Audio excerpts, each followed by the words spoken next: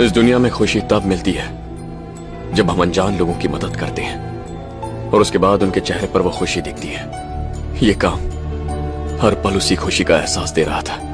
तो कठिन समय में पीड़ा व्यक्ति को उस समय होती है जब संसार को पता लग जाए कि आपका समय कठिन चल रहा है। ओहो, क्या बात है। बोले जब संसार को ये पता ना लगे कि आपका समय कठिन चल रहा है, तब बेटा कठिन समय आपको परेशान नहीं करता।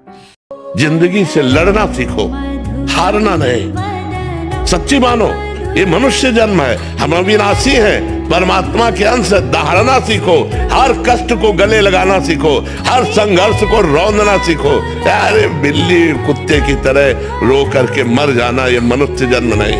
चाहे जितनी भी कोशिश कर लो, अब कुछ नहीं होगा। तुम अब कभी भी कामयाब नहीं हो सकते। तुम्हें गलत साबित करके रहूंगा, दिखा दूंगा कि मैं भी कामयाब हो सकता हूँ।